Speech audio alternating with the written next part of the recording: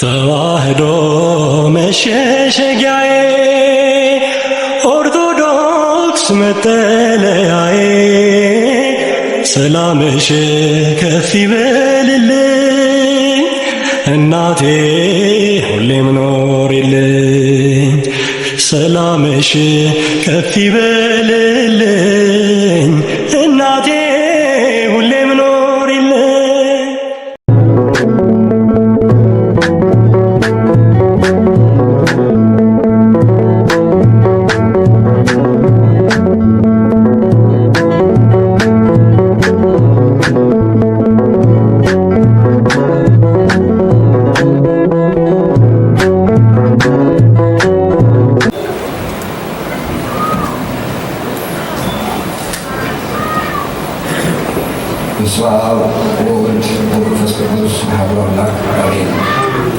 የምሕረት የቸርነት የይቅርታ ባለቤት እግዚአብሔር አምላካችን በቸርነት የአባትነት ፍቅር ሳይለየን ከያለንበት ሰብስበህ በዚህ ዓመታዊ በዓል ዓመቱን ጠብቀን እንድናመሰግንህ እንድናከብርህ የፈቀድክልን በምሕረት በቸርነት በይቅርታ በጠባቆት በመግቦት የሰበሰብከን የጠበቅከን አምላካችን ክብር ምስጋና ውዳሴ ላንተ ይሆንልን።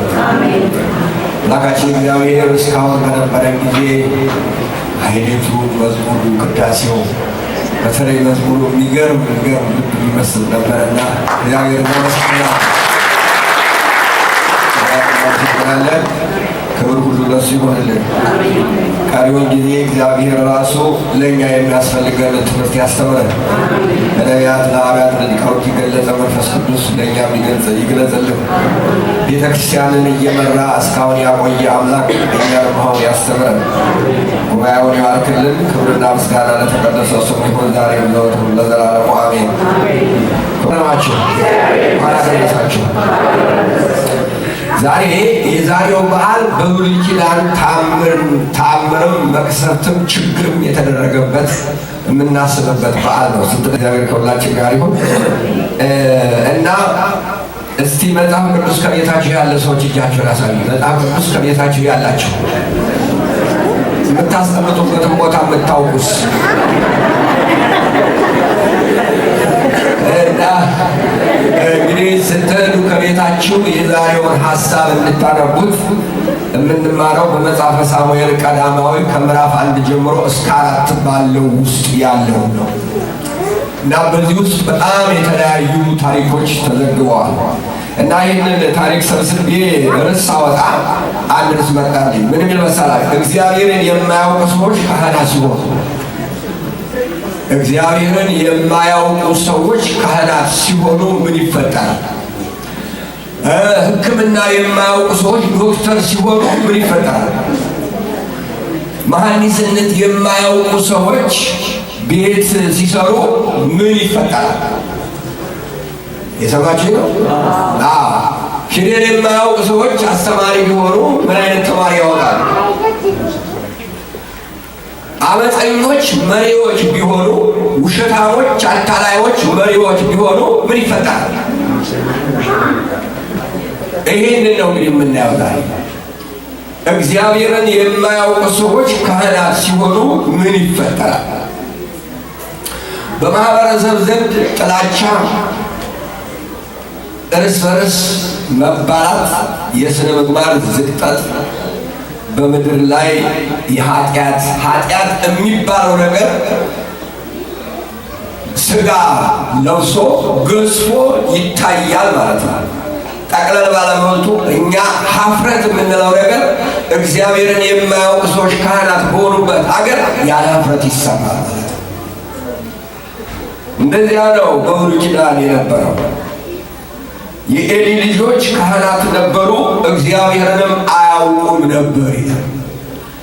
ካህናት ነበሩ፣ እግዚአብሔርንም አያውቁም ነበር።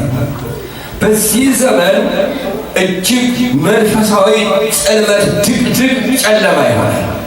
ማህበረሰብ ሊያውቅ የሚገባውን ነገር ስለማያውቅ እውር ድንብሩን ይሄዳል።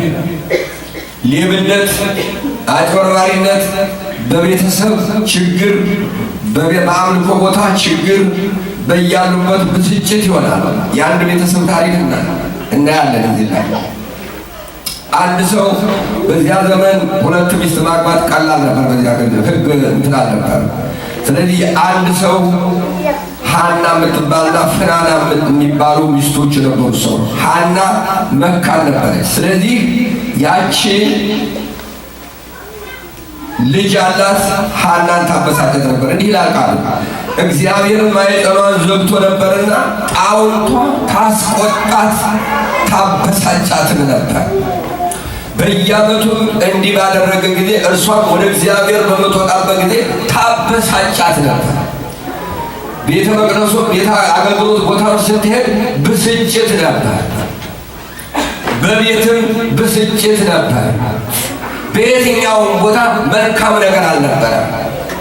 ምክንያቱም ሐና መካን ስለነበረች በዚያ ዘመን መካን መሆን ማለት ኃጢአተኛ ነው ተብሎ መኮነን ማለት ነው። የሰማችሁ ነው። ሐና በዚያ ማህበረሰብ ኃጢአተኛ ነች ተብላ ተኮንና ስለነበር፣ ይህንንም የሚገላግል ካህን ስላልነበረ፣ ይህንንም የሚያጽናና ካህን ስላልነበረ ብስጭት፣ ልቅሶ ነበር። ሐናም ታለቅስ ነበር። አንዳችም አትቀምስም ነበር። የእግዚአብሔር ዕዳ መስዋዕት ካቀረቡ በኋላ የመስዋዕቱ ተረፍ ለእነሱ ይሰጣቸው ነበር። ያ እዚያም አትቀምስም ነበር። ተስፋ የመቁረጥ ነበር። ይቺ ሐና አንድ ሰው ብቻ ነበረች፣ እስራኤል ነበረች። ያቺ እስራኤል በዚያ ዘመን ተስፋ የቆረጠች ነበረች። በድቅድቅ ጨለማ ውስጥ ያለች፣ ወደ ግራና ወደ ቀኝ ማለት የማይችሉ ጠቅለል በአንድ ቃል ገልጸው የንጋት ጨለማ ውስጥ የተቀመጠች ሀገር ነበረች። ካህናቱ ምን ያደርጉ ነበር? በዚህ ዘመን እግዚአብሔርን የማያውቁ ሰዎች ካህናት ሲሆኑ በእግዚአብሔር ፊት ታላላቅ ኃጢአቶች ያለ ፍርሃት ይሰራሉ። ያለ ፍርሃት ያደርጉታል።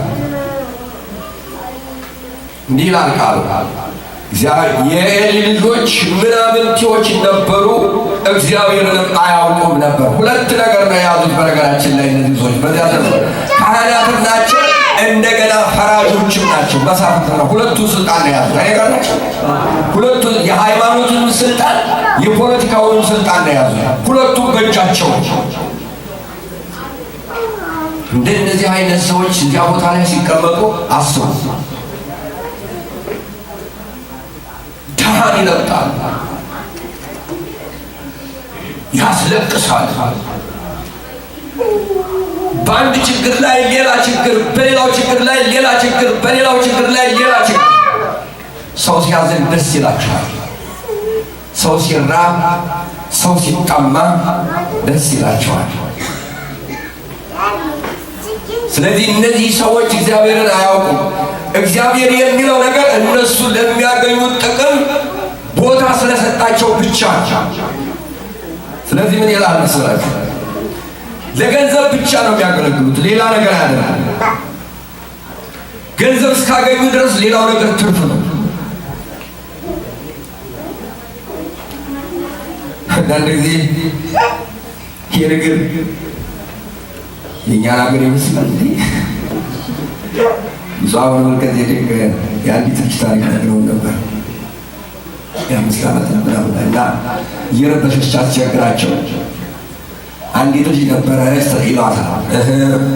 እንዲህ የምታደርግ እንዲህ የምታደርግ፣ ከዚያ አባቷ ሲመጣ እንዲህ የምትል፣ ከዚያ የእሷ ታሪክ እኔ ነው እንዲህ አለች። የምትሰራው አውቃ ነው። ይሄ ነገር የኛ ታሪክ ነው እንዴ? ይሄ ነገር አሁን በእኛ ሀገር የሚሰራ ነው እንዴ? ያስፈራል። እግዚአብሔርን የማያውቁ ካህናት፣ እግዚአብሔርን የማያውቁ ሰዎች ካህናት ሲሆኑ በእነሱ ድርሻና በእግዚአብሔር ድርሻ መካከል ያለውን አይደሉም። ሁሉ ነገር ለእነሱ ምቾት እንዲሆን ነው የሚፈልጉት። እነሱ እስከተመቻቸው ድረስ የእግዚአብሔር ነገር ትርፍ ነው። እንዲህ ይላል የካህናቱ ልማድ በሕዝቡ ዘንድ እንዲህ ነበር። ሰው ሁሉ መስዋዕት ሲያቀርብ ሰው ሁሉ መስዋዕት ሲያቀርብ ስጋው በተቀቀለ ጊዜ የካህኑ ሎሌ ይመጣ ነበር። እኔ ይፈራለሁ ይሳለ በእጁም 3 ጣት ያለው ሜንጦ ነበር። ወደ ድስቱም ወይም ወደ ምንቸቱ ወይም ወደ አፍላሉ ወይም ወደ ቶፋው ይወስድ ነበር። ሜንጦውንም ያወጣው ሁሉ ካህኑ ለእርሱ ይወስደው ነበር፣ ለራሱ ይወስደው ነበር። ለእግዚአብሔር ክብር ወይም ከዚያ ላሉት የለም።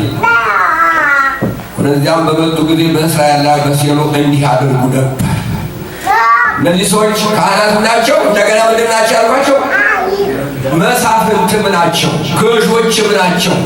በሌላ ቋንቋ ካህናትም ናቸው። በአሁኑ ብናስቀምጠው የጠቅላይ ሚኒስትሮችና ሚኒስትሮችም ማለት ናቸው ማለት ነው። እንዲያውቃቸው አስቀምጠው። ስለዚህ ሁሉንም የያዙ ናቸው ማለት ነው። እንዴት ነው ይሄ ነገር? እኛ ሊመስል ነው።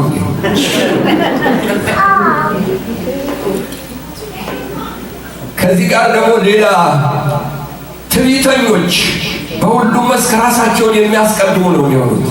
እግዚአብሔርን የማያውቁ ሰዎች ካህን ሲሆኑ እንዲህ ይላል። ስሙን ሳያቃጥሉ የካህኑ ሎሌ መጥቶ እንግዲህ ስርዓቱ ምንድነው? መስዋዕት ይቀርባል። የእግዚአብሔር ድርሻ ይቃጠላል፣ በእሳት ነው የሚቃጠለው። ከዚያ በኋላ ለእግዚአብሔር ክብር ከቀረበ በኋላ ከዚያ የተረፈውን ነው ካህናቱ ደግሞ የተገባቸውን የሚያደርጉት። ግን እንደዛ አይደለም። እነዚህ ስሙትን ማምረም አድርጋቸው ደግሞ ራሳቸውን የሚያስቀድሙ ነበር። ደግሞ ስሙን ሳያቃጥሉ የካህኑ ሎሌ መጥቶ የሚሰዋውን ሰው ጥሬውን እንጂ የተቀቀለውን ስጋ ካንተ አይወስድምና እጠብስለን ዘንድ ለካህኑ ስጋ ስጠኝ ይለው ነበር። ገና የእግዚአብሔር ነገር ሳይሆን እኔ ወስድለት ዘንድ ስጠኝ፣ አንተ አያስፈልግም፣ አንተ ውጣ አንጣና ስጠኝና እኔ ልጠብስለት ነው ለካህኑ ይላል። ይህን ያቀረቡት ሰዎች እንዲህ አሉ። የተሳለብህ ደበቴ ተንቀጠቀጠ። ያስፈራል ይለው ነበር። ሰውየውም ምስኪን መስዋዕት ይዞ የቀረበው ሰው አስቀድሞ ስሙን ያቃጥሉት፣ ኋላም ሰውነት ደስ የሚያሰኛትን ትወስዳለህ እባክህ ተው ቢለው እሱ አይሆንም፣ ነገር ግን አሁን ስጠኝ፣ እምቢ ብትል በግድ እወስደዋለሁ ይለው ነበር። ስልጣን ለነሱ ይህንን ሰጣቸው። የእግዚአብሔርንም የሌላውንም የድሃውንም የሀብታሙንም ቀምቶ የራስ ለማድረግ ስልጣን ሰጣቸው። ስልጣን እንዲሁ ጥሩ ነው። ስልጣን ሳይማሩ የተማሩ ያስመስላል። በሀገራችን የሌለህን ሀብታም ያደርግሃል። ስትዋሽ የሚናገር የለም ባለስልጣን ከሆነ። ነገ ዋሽተህ ከነገ ወዲያ ብትዋሽ ግድ የለም ባለስልጣን ከሆነ። እንደዚህ ማለት ነው። የሚሰሩትን የማያውቁ ሰዎች በማያውቁት ላይ ሲመደቡ እንደዚህ ነው የሚሆነው። ይሰማል። ይሄ የኛ ታሪክ ነው ይለው ነበር። ሰዎቹም የእግዚአብሔርን ቁርባን ይንቁ ነበርና የጎበዛዝቱ ኃጢአት በእግዚአብሔር ፊት እጅግ ታላቅ ነበር። እግዚአብሔርን ይንቁ ነበር፣ ይንቁ ነበር። ግማሹን አሮዬ ነው ያለፈበት ነው ይላል። ሌላውን ደግሞ ይሄን ለእኔ ስለማይስማማኝ አያስፈልገኝም ይላል። እሱ የሚያስፈልገው ምናልባት ሆዱን የሚያሞላው ምናልባት ስልጣኑን የሚያቆይለት። ይሄ ብቻ አይደለም። ቀጥሎ ያለውን ለማንበብ እንኳን አንደበት ይተሳሰራል። አንደበት ይተሳሰራል ለማንበብ እንኳን። እግዚአብሔርን ስለማያውቁ የሥነ ምግባር ሰዎች አይደሉም። ኤሊም እጅግ አረጀ። ልጆቹ በእስራኤል ሁሉ ላይ ያደረጉትን ሁሉ በመገናኛው ድንኳን ሲጠፍ ድንኳን ደጅ ከሚያገለግሉት ሴቶች ጋር እንደተኙ ሰማ። በመጎናኛው ድንኳን በቤተ መቅደሱ አካባቢ ማለት ነው። አየህ፣ እግዚአብሔርን የማያምኑ ሰዎች ካህናት ሲሆኑ እንደዚህ የሚያደርጉት። እግዚአብሔርን የማያምኑ ሰዎች ካህናት ሲሆኑ በቃ ልብስ ገዝተው መልበስ ብቻ ነው ጨነቃቸው። ስልጣን ካለ ልብስ ገዝተው ከለበሱ ነኝ ካሉ ናችሁ ተመቱ ይላሉ። ነኝ ካሉ ናችሁ በሉን ብለው ሊያፋጥጡ ይቻላል። እኔ ማንነኝና ይላሉ። የምድር እርግማን ነው። ኤሊ አንድ ነገር ሞከረ ሊመክር። ህዝቡን ኃጢአተኛ አደረጉት ነው የሚገርማቸው። ህዝቡን ኃጢአተኛ አደረጉት። ያደክማል ወይስ ይሰማል? ይሄ እንቅልፍ አያመጣም? አያመጣም።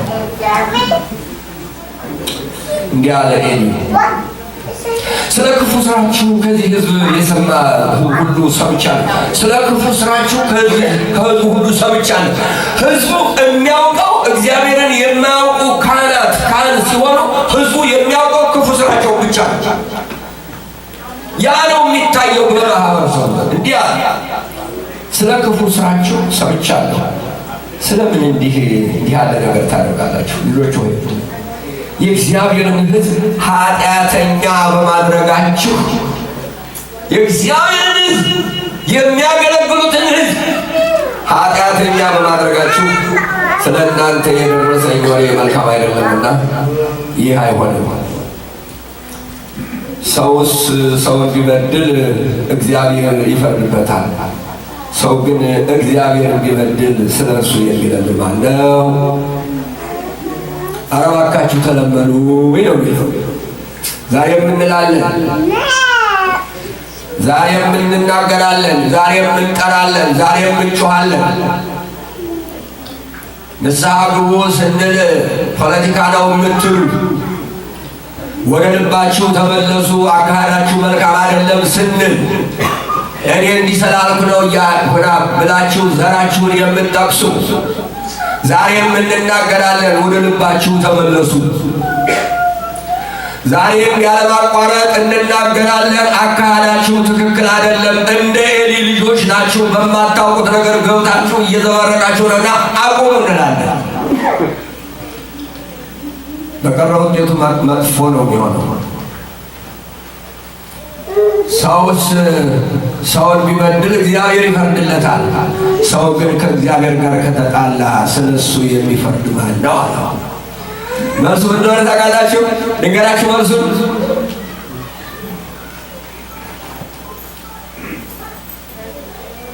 እነሱ ግን እግዚአብሔር ሊገላቸው ወዷልና የአባታቸውን ቃል አልሰሙም። አይሰሙም። ወገኔ ልብህን አታደንድን። ወገኔ እግዚአብሔር ያያል። የእግዚአብሔር ዓይኖች ከድሆች ጋር አለ። የእግዚአብሔር ዓይኖች ከሚታረዱት ጋር አለ። የእግዚአብሔር ዓይኖች በቢላዋ ከታረደችው ሕፃን ልጅ አንገት አለ። የእግዚአብሔር ዓይኖች ከካህኑ አለ።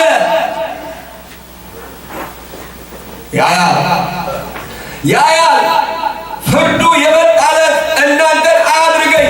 ዛሬ ተመለሱ። የኤሊ ልጆች እምቢ አሉ፣ ሊሞቱ ወስነዋልና ውጤቱ ምን ይሆናል? እንዲህ በሆነ ጊዜ ውጤቱ ምን ይሆናል? ጠላት ተነሳባቸው። በዚህ ሀገር ላይ ጦርነት ተነሳ። ጦርነት ሲነሳ ሰራዊቱ ሄደ። ያለጋላችሁ ጦርነት እንዲነሳ ደግሞ ይፈልጋሉ እንደነዚያ ሰዎች። ምክንያቱም የእነሱ ኃጢአት እዚያ ከቤተ መቅደሱ እንዳይታወቅባቸው ግርግር እንዲፈጠር ይፈልጋሉ። ግርግር እንዲፈጠር የእነሱ ደካምነት እንትን ለማለት ግርግር እንዲፈጠር በየቦታው ጦርነት ተነሳ። መጽሐፍ ቅዱስ ነው ማነበው፣ ልቦለድ አይደለም። እየተናገርኩ ያለሁት መጽሐፍ ቅዱስ የእግዚአብሔር ቃል ነው። የተናገርኩት። ስለዚህ ወታደሩ ታዞ ሄደ። መከረኛ ወታደር ታዞ ሄደ። በአንድ ጊዜ 30,000 እርግፍ ተሰበሰቡ እስራኤላውያን። አሁን እንግዲህ ተመልከቱ። አሁን በዚህ ጊዜ እንግዲህ ያላከበሩትን አምላክ ያላመለኩትን አምላክ የማያውቁትን አምላክ ሊማጸኑ ነው። እኔ ጋር ናቸው አይደለ? የማያውቁትን አምላክ የማያከብሩትን አምላክ ሊማጸኑ ነው። አሁን 30,000 እንደዚህ ወደቀ እና ምን አሉ? ህዝቡም ወደ ሰፈር በወጡ ጊዜ የእስራኤል ሽማግሌዎች ዛሬ እግዚአብሔር በፍልስጤማውያን ፊት ስለምን መታን? ስለምንድን ነው የመታን? አልገባቸውም። ስለምንድን ነው ያ ሁሉ ወታደር ጭድ ሆኖ የቀረው? በመካከላችን እንዲሄዱ ከጠላቶቻችን እጅ እንዲያድኑን የእግዚአብሔርን ቃል ኪዳን ታቦት ከሴሎ እናምጣ አሉ። ህዝቡም ወደ ሴሎ በኪሩቤል ላይ የሚቀመጠውን የሰራዊት ጌታ የእግዚአብሔርን የቃል ኪዳን ታቦት ከዚያ አመጡ። ያላከበርከው አምላክ በመከራከር አያከብርህም ወንድም አለ። አይሆንም፣ አይሆንም። ይሄ መጨረሻ ነው። አዎ ታቦቱ ይሰራል። ከዚያ በፊት ጠላትን አርበድብዷል። እስራኤልን የዮርዳኖስን ባህር ከፍሏል። እስራኤላውያን በሄዱበት ሁሉ ደግፏቸዋል። በዚህ ጊዜ ግን የለም። ምክንያቱም አላከበሩትማ።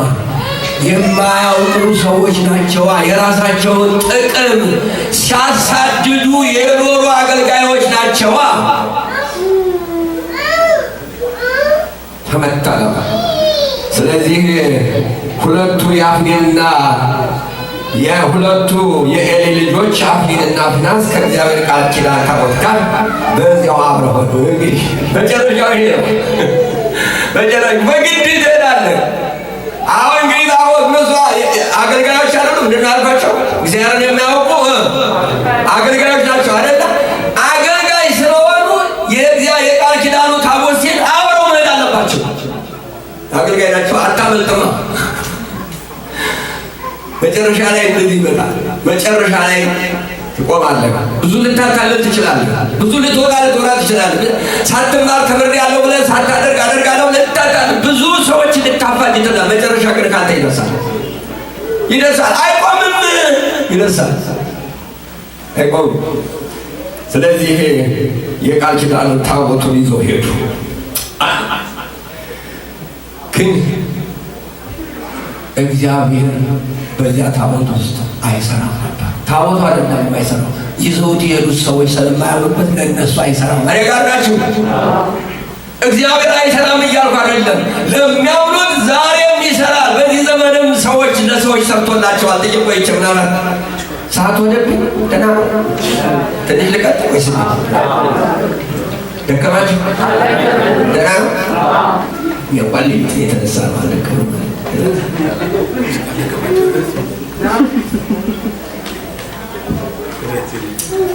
ከዚያ ምን ሆነ መሰላችሁ? የቃል ኪዳኑ ታቦት እዚያ ሲደርስ ድብልቅልቅ አለ። የእስራኤል ሰዎች መዝሙር በቃ ድብልቅ ሆነ። እስራኤላውያን እነዚያ ጠላቶች በጣም ተደንግጡ። ምን ተፈጠረ? የእስራኤል አማልክት መጥተዋል፣ ወዮልን አሉ። ምን ሊያጥሩ ነው? እነዚያን የእግዚአብሔር መንፈስ እነዚያን ፍልስጤማውያን እናንተ ፍልስጤማውያን አይዟችሁ በርቱ፣ እነዚህ ባሪያ ሊያደርጓችሁ መጥተዋል፣ አይዟችሁ በርቱ። አረገው ባለፈ ይሻለኛል።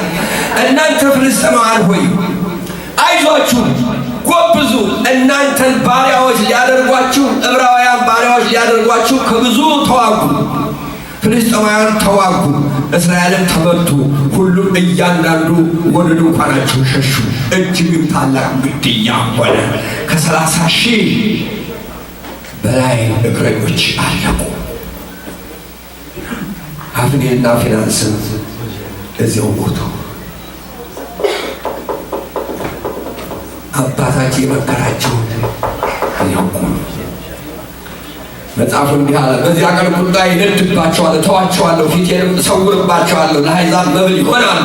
በዚያ ቀን በእውነት እግዚአብሔር በእኛ መካከል የለምና ይህ ክፉ ነገር አገኘን እስኪሉ ድረስ ብዙ ክፉ ነገር አደርግባቸዋለሁ አለ እግዚአብሔር። አማኞች ያላመኑትን ተማረከች፣ ታቦቱ ተማረከ። ሁለቱም የኤሊ ልጆች አፍኒንና ፊንሐስ ሞቱ። ክብር ከእግዚአብሔር ሕዝብ ተወሰደ። እንደዚህ ነው የሚሆነው። ክብር ከእግዚአብሔር ሕዝብ ተወሰደ። እግዚአብሔርን የሚያውቁ ሰዎች ካህናት ሲሆኑ የእግዚአብሔር ክብር ከቤተ መቅደሱ ይወጣል። እግዚአብሔር ይረክሳል እያልኩ አይደለም፣ እሱ እንደዛ አይደለም፣ ይቀጣል እያልኩ ይህ ሙዳየ ምጽዋት እየሰበርክ ጦማን እያደረች ያመጣች እናትን ገንዘብ የምትበረብር ሁሉ ነገ ፍርድ ትቀበላለህ። ሰውን በቆሙ እየሸጥክ አንድ ልጅ እረፍት ጠይቆ ይሄዳል። እዚያ እረፍት ጠይቆ ይሄዳል አሉ። ወዲያው ሄድና ሙቷል ይሉና በእሱ ፈንታ ሰው ይቀጥሩበታል ገንዘብ ተቀብለው እና ልጁ ይመጣል። እረፍቴን ጨርሼ መጥቻለሁ ይላል። አይ ሙቷል እኮ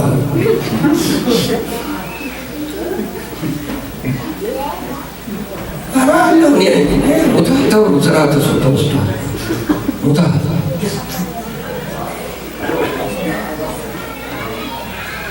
ይህን የሚያምን ሰው ሊኖር ይችላል። ሰውየው ነው ራሱ የነገረኝ ሙታል ተብዬ ስራ የተወሰደ ያለኝ። እነዚህ ካህናት ናቸው ነው ክህነቱ።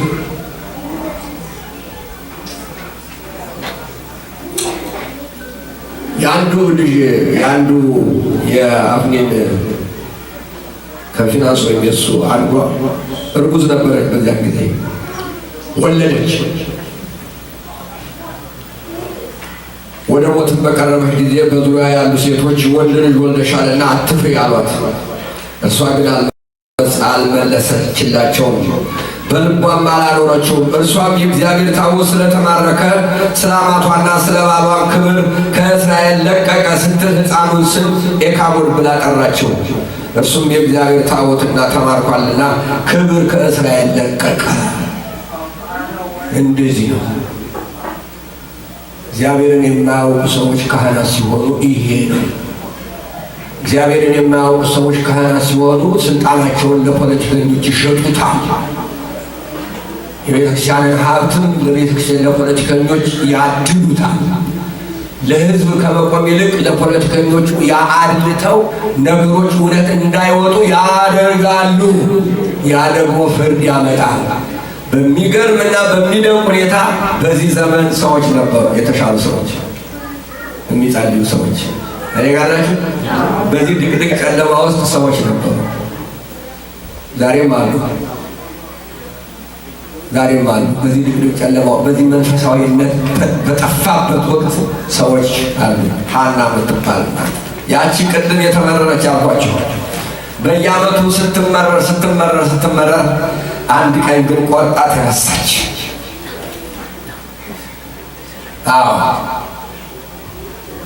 የተሰበረ ልቧን ይዛ ችግሯን ይዛ በዚያ በአምልኮ ቦታ ቀረበች። ረዥም ሰዓት ጸለየች። ልጅ አለመውለዷ ኃጢአተኛ ስላስበላት አምላኳ ከኃጢአተኝነት እንዲገላገላት ጮኸች። በእግዚአብሔር ፊት አለቀሰች፣ አነባች። ረዥም ሰዓት ቆመች። ካህኑ ወጣና አያት። እሰይ ጸልይ የሚላት መስላችኋል? እሰይ አይዞሽ ቀጥይ የሚላት መስላችኋል? አላላትም። እባክሽ ስካርሽን ቶሎ አብርጂው አላት። እንደው እዚህ መጣችሁ መላከቅነት እንደዚያ ቢሉ ምን ይሰማችኋል? ምን ትላላችሁ? እናንተ አትነግሩኝ። እኔም ብላችሁ የምትሉትን ልንገራችሁ። ደግሞ ዛሬ ስልክ ስላለ አየሽ እከሌ ያደረገኝን ስልክ ደውሎሽ ይህ እኮ አለ። ሐና እንደዛ አላለች። ጌታዬ አለች በትህትና። እኔ ልቧ የተሰበረባት ኃጢአተኛ ሰው ነኝ። ልቤ ቢያዝን ልቤ ቢሰበር በእግዚአብሔር ፊት አለቅሳለሁ።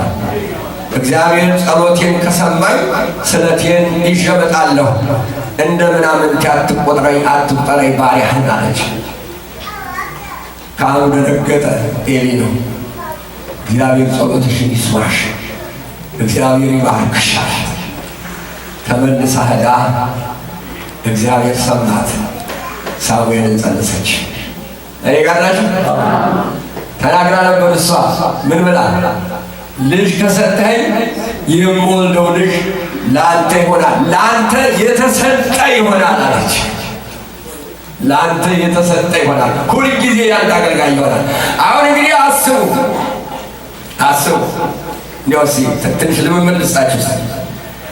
ቅድም ያልኩት እግዚአብሔርን የማያምኑ የማያውቁ ካህናት ናቸው አይደል? እንደ የቤተ መቅደሱ አገልጋዮች ጉቦ አለ፣ ዝሙት አለ፣ ጠቅላይ የሌለ ነገር የለም። እዚያ መጥፎ ሆኖ የሌለ ነገር የለም። የሌለው ነገር አንድ ነገር ብቻ ነው፣ መልካም ነገር። ልጅ ተስላችሁ ለእግዚአብሔር ለመስጠት 3 ዓመት ሲሆነው ለዚህ ተቋም ትሰጣላችሁ ወይ? አቤት ጥያቄ ቆፋችሁ እና ዝም አላችሁ። ወይ አይደለም ወይ ነው? አይ ለነሱ ለራሱ ሳይሆን ደግሞ ለኔ 10 ብርና 20 ብር ሰጥተህ እንኳን ብር የለም ላባከናለሁ ከምንም ቦታ ላይ ውል አይደል? ምንም አይደል? እምነት ይጠይቃል። እምነት ይጠይቃል። ይሄን 100 ብር ሰጥተህ እንኳን እኔ በየዓመቱ እኮ ነው እንዴ አይጠቁም እንዴ ሰዎች እናንተ በየዓመቱ ትጠይቃላችሁ። ከዚህ እንዴ አይጠቁም እንዴ? ምንድን ነው የሚያደርጉት እኮ ነው የሚሰጠው እኮ ደግሞ ትንሽ አንድ ሰው ይምላል ይመስላል። አወጣን እኮ አወጣን እስከ 100 ብር ድረስ አወጣን። በፉከራ እኮ አወጣን እስከ 100 ብር ድረስ አወጣን። ለምን ምን ያደርጉታል? እምነት ያስፈልጋል። ሐና 3 ዓመት ሲደርሰው ሲወለው ልጇ መስዋዕቷን ይዛ ልጇን ይዛ ሄደች። እዚያ ያን ጊዜ ለሰደባት ካህን ጌታዬ ያን ጊዜ ከፊት ስትጸልይ የነበረችው ሴት እኔ ነኝ። አዎ ልጅ ስጠኝ አልኩኝ፣ አምላኬ ሰጠኝ። የሰጠኝን ልጅ ተስያለሁና ተቀበለኝ ከነመስዋዕቱ አለች። በየዓመቱ የዓመት ልብሱን የዓመት ጉርሱን እየወሰደች ትሰጣለች። በዚያ ዘመን ራእይ ብርቅ ነበር፣ ራእይም አልነበረም። የእግዚአብሔር ቃል ብርቅ ነበር። እግዚአብሔር አይናገርም ነበር። በእንደዚህ አይነት ዘመን እግዚአብሔር አይናገርም፣ ዝም ብለው የሚለው ራእይም ብርቅ ነበር። ሳሙኤልን ሲያገኝ ግን እግዚአብሔር ተናገረ። ቤተ መቅደሱ ገና መብራቱ እንደበራ እዚያ ትንቢቶ ሳሙኤል ሳሙኤል ሳሙኤል። የእግዚአብሔር ቃል ብርቅ ስለሆነ እግዚአብሔር መጥራቱን አያውቅም። ሩጦ ሄዶ ኤሊን የጠራኸኝ ይኸው ምን ነው ጌታ ያለ። አልጠራሁም ዝም ብለህ ተኛ አለው። እግዚአብሔር ለካስ አሁንም እንደገና ሄዶ ተኛ። ሳሙኤል ሳሙኤል ሳሙኤል ተመልሶ ጌታዬ የጠራኸኝ አባቴ ምን ነው አለ። አልጠራሁም ዝም ብለህ ተኛ። ሄዶ ተኛ።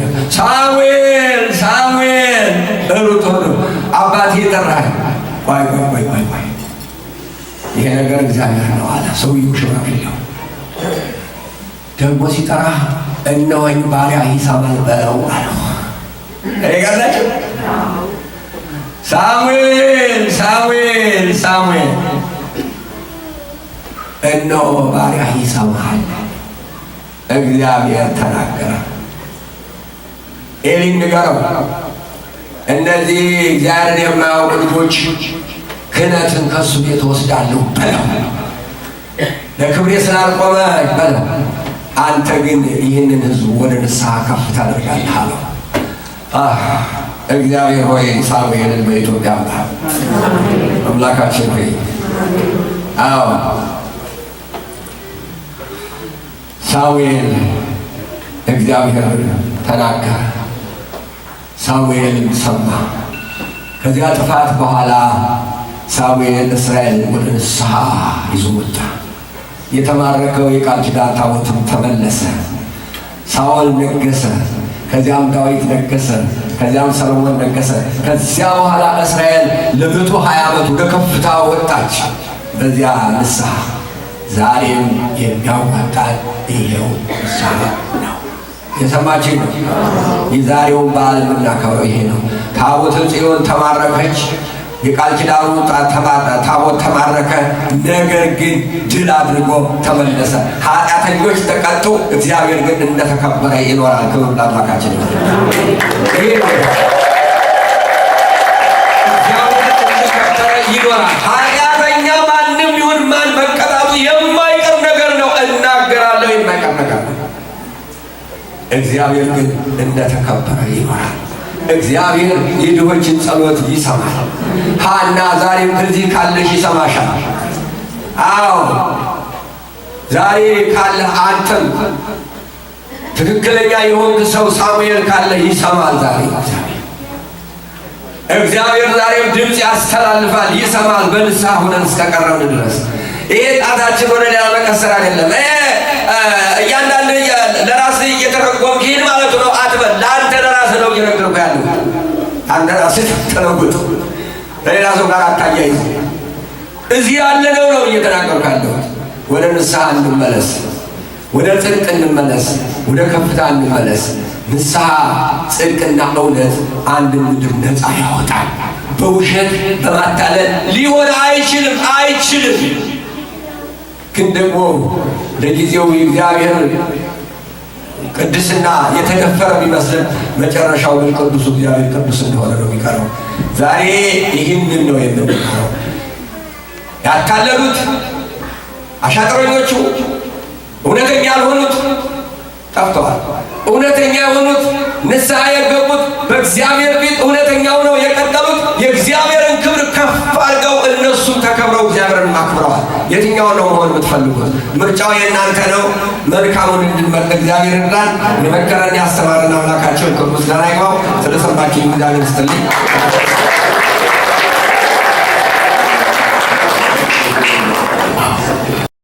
ተዋህዶ መሸሸጊያዬ ኦርቶዶክስ መጠለያዬ ሰላምሽ ከፍ ይበልልኝ እናቴ ሁሌም ኖሪልኝ ሰላምሽ ከፍ ይበልልኝ